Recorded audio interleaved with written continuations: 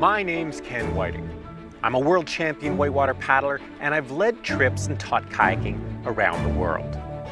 As an athlete and explorer, my lifelong passion has been to challenge myself, meet interesting new people, discover beautiful places, and share these experiences with others. This is the story of these adventures.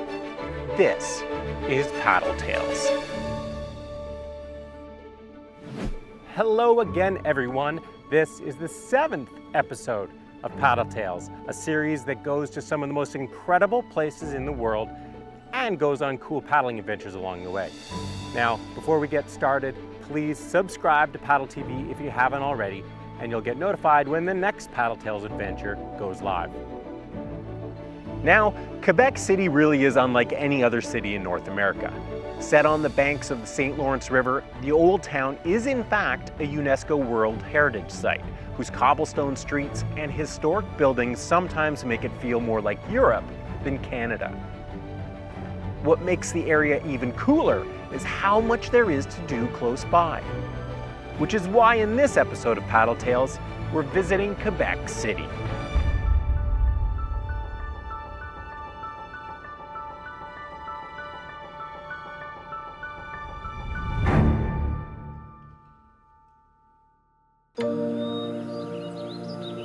Only 30 minutes outside of Quebec City, in the Laurentian Mountains, you'll find one of the most beautiful glacial valleys in the world, in Jacques Cartier National Park. It's one of those special places that's surprisingly close to civilization, but feels like you're in the middle of nowhere. Since the middle of nowhere is one of my favorite places to be, I'm pretty excited about the adventure ahead. To show me around the park, I'm meeting up with Cath Simard, a local photographer who has spent countless hours hiking and shooting in the park.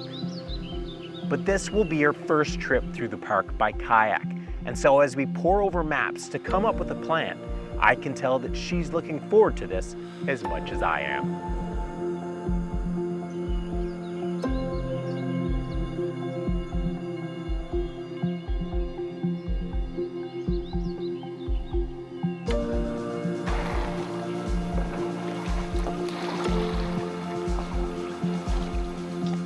This is your backyard, isn't it? Exactly, and I'm amazed by its beauty, honestly. Like, every time I come here, I feel lucky to live here and to have that, you know, only 30 minutes from Quebec. Yeah, it's amazing, you know, sometimes it takes traveling around the world. I mean, Yeah. You've been to so many countries, seeing incredible places. It takes that to realize that, you know, you can have as much beauty in your own backyard.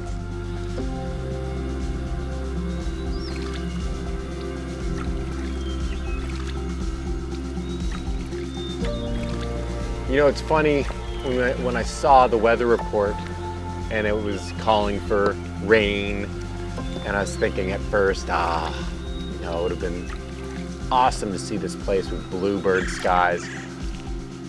I mean, it doesn't matter. This is really cool, seeing the clouds low. Yeah, and all the mist hanging. So beautiful. It's very calming. I prefer this. Yeah. This is more peaceful. And also when it's raining, there's far less people. Yeah, it's the middle of summer. It's the middle of July. And there's no one. 30 minutes from Quebec City. Yeah. In one of the most gorgeous national parks in the world. And we've got the river to ourselves. Yeah, exactly. Wow. There's nothing much to avoid. The water's just funneling right down the big black tongue. So keep your boat straight, paddle, stay in the middle, best. and Perfect. smile. I will.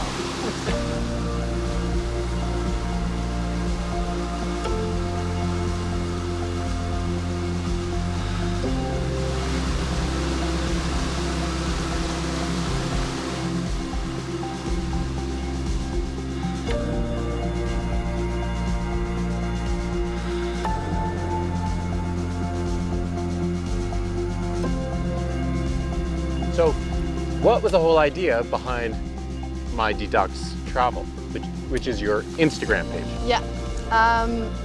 So at first it was really about detoxifying from the old life I had, which was more related to fashion. So when I was working in the fashion industry as a model and fashion stylist.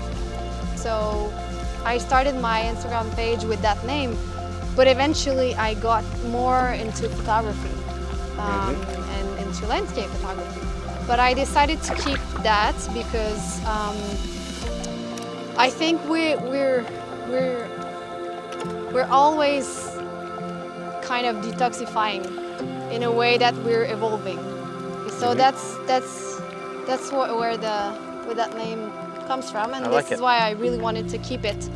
But also to inspire people to kind of like not to be afraid to end things they don't like or they don't feel that they belong, that they're at the right place. You have to just really go with your heart and follow your instinct and just go with it. I like that, detox travel.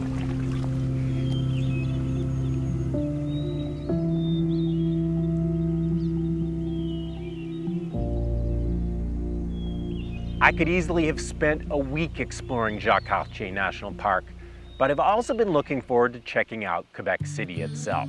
And what better time to do it than when I've got a personal tour guide. It's hard to believe that where we are now in Old Quebec is only 30 minutes from where we were. The transition is definitely a bit of a shock to the system, but it's a welcome one. It is absolutely beautiful here, and the energy of the city is amazing.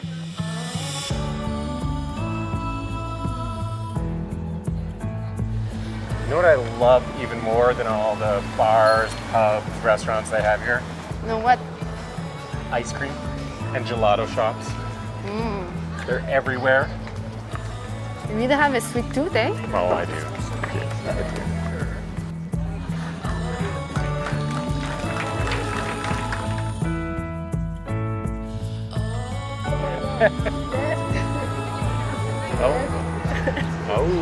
Oh my God, holy crap. Holy.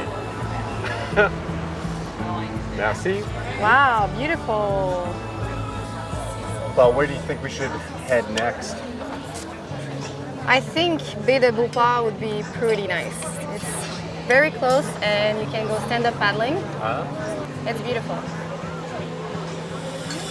That sounds good to me.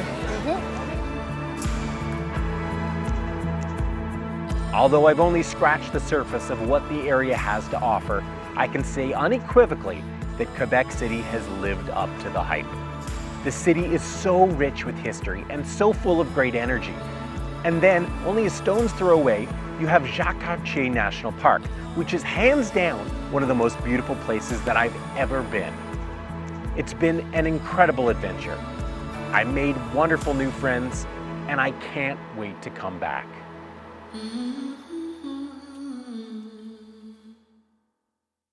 Well, that brings this episode of Paddle Tales to an end.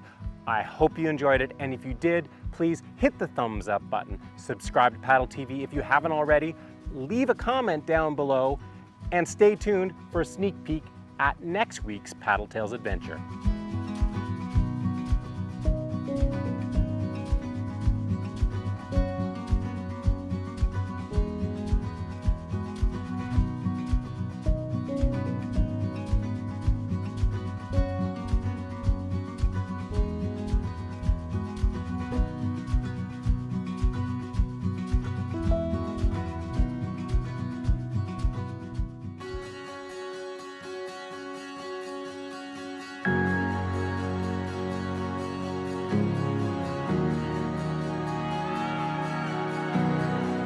Next time on Paddle Tales, I'm heading to Quebec's Saguenay-Lac-Saint-Jean region, home of the Saguenay Fjord National Park and one of the most dramatic landscapes in North America.